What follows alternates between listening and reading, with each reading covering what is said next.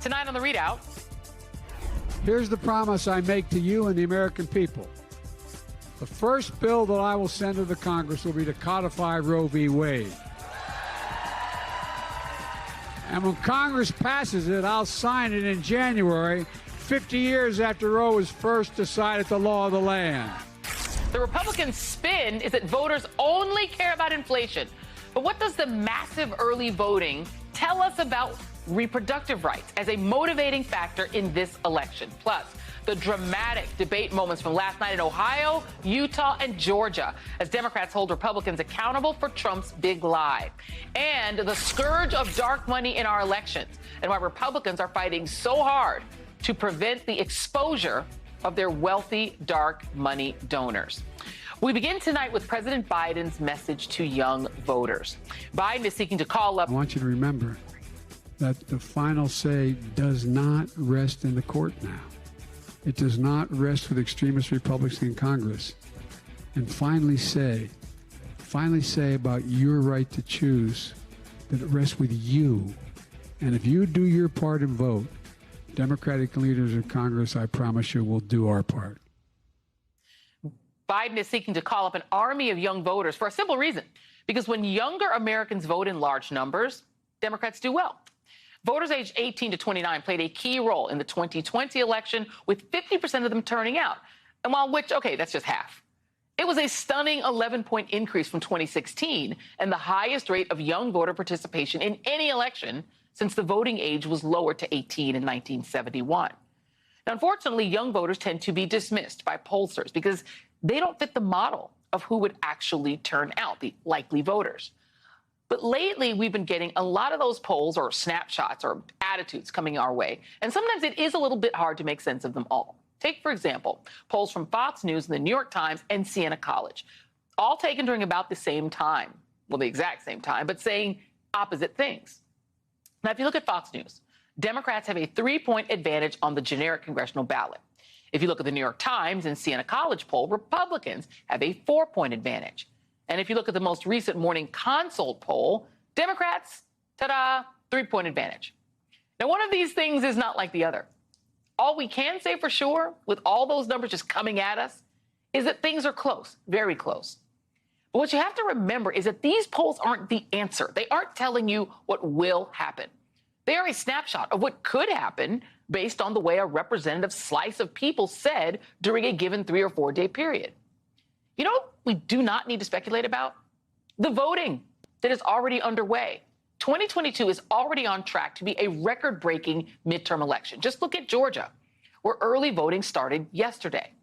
The Secretary of State's office announced that more than 131,000 people have already cast their ballots. That is an 85% increase from the last midterm, and just a couple thousand votes shy of the first day of voting in the 2020 general election. Now, to borrow a Biden colloquialism, that is a BFD. There are more than 24 states where early voting is underway right now, with more states starting later this week. According to data analyzed by the University of Florida's Election Project, more than 3 million people have already voted. And in states that track party affiliation, more Democrats have voted early than Republicans. It's also important to remember that we have already held a few elections since the Dobbs decision on abortion. Kansas voters turned out in record numbers and delivered a resounding victory for abortion rights, which was mostly fueled by an uptick of new voters, almost 3/4 of them women. Then there was New York's 19th congressional district, which was won by Democrat Pat Ryan. A number of polls were released prior to that special election, and none, not one, had the Democrat ahead. And not a single poll had anticipated the 7-point gender gap. Joining me now is White House Press Secretary Karine Jean-Pierre. And Karine, I have to ask you this. Great to see you, as always. Great to see you. I wonder, so President Biden came out and he made this speech today talking about what the White House's policy and plans would be if Democrats will increase their margins in the United States Senate and hold the House. But I wonder how the White House is thinking about abortion in this election. Is it seen as a motivator? Is it seen as something that frightens voters to the polls? And who is he targeting with that message of what the administration would do?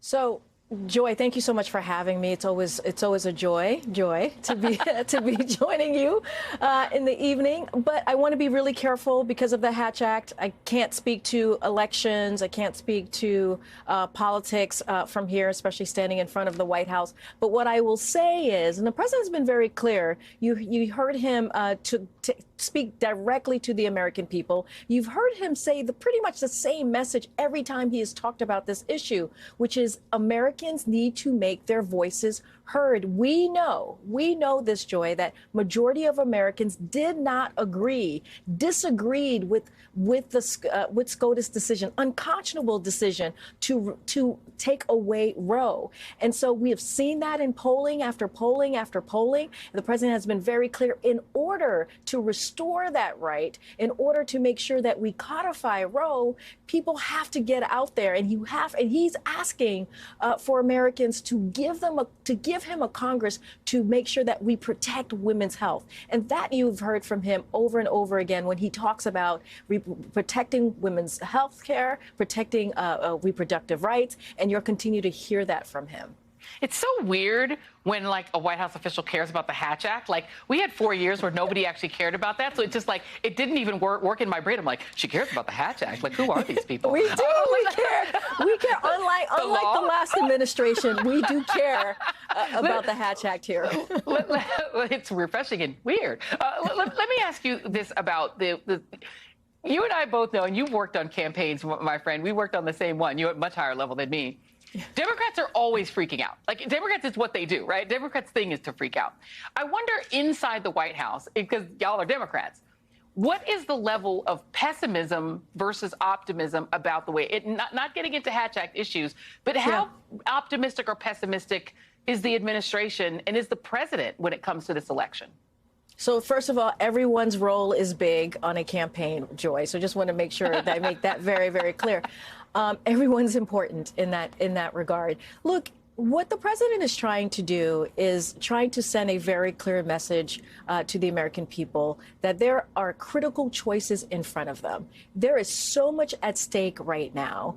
And if you look at what congressional Democrats are putting forward, they are trying to deal with economy, right? They're trying to deal with inflation. We put forward and passed into law the Inflation Reduction Act, right, which is going to help 13 million people with their health care premiums, which is going to help our seniors cap their costs on prescription drugs on $2,000 a year. Remember, seniors normally pay thousands and thousands of dollars a month. It is an investment to fight it for our climate change and really lowering costs and energy costs. What you have congressional Republicans trying to do, they're saying that they will repeal all of that, that they want to take that away. They want to take away lowering costs on health care. They want to take away lowering costs on energy because of their of the wealthy special interest. They've been very clear about this. And not only that, they want to take it a step further and put Medicare and Social Security on the chopping block. So you put that together with what's happening with these national abortion bans coming out of the Republicans in the Senate. And the president says this all the time. If there is a national ban on abortion, just think about this, Joy. It doesn't matter if you live in a red state. It doesn't matter if you live in a blue state. Abortion will be illegal across the country. This is taking away people's freedoms, taking away people's rights, women's rights. And that is what we're talking about. So that's the message that the president wants to send very loud and clear. But very quickly before we go, because you didn't answer my question. You're good. You're good at what you do, but you didn't answer my question.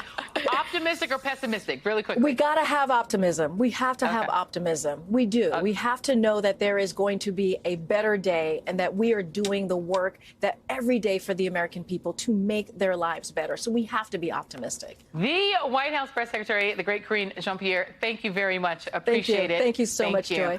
All right, let me turn now to Simon Rosenberg, Democratic strategist and president of the New Democrat Network. I was talking to you about this very same thing beforehand, is that you do have Democrats are pessimistic by nature. And I think it's because Democrats are empathetic. And so they think, oh, God, all is lost. Like, that's what Democrats do, especially as we get close to an election. You were tweeting out today about how that might be a bit of balderdash. Like, Democrats might be prematurely sort of dooming themselves, and that the media might be. What do you mean by that? Listen, I'm very optimistic about this election. I mean, 6 months ago, if you had told us that we would be leading to keep the Senate and we're in a toss-up race in the House, we would have been joyful, right? This would have been something we all would have been excited about. And I think that's where the race is right now. We've got a real shot here to keep both chambers. We got to do the work and work hard and end strong. And I think that, what Joe Biden did today is helpful, because I do think that what abortion is not just for the people who've been directly impacted by the ending of Roe, but it's also, I think, become a gateway to remind voters, the anti-MAGA majority that voted in such large numbers in the last two elections, about why they didn't vote for Republicans the last two times. It's the symbol of their radicalization and their extremism. You heard the president use the term extremist Republican. I was in Las Vegas last week, and I met with the Cortez Masto campaign in Nevada, and they said that when they go door to door, the issue that is burning more than anything else is abortion. And when people say, is she pro-choice?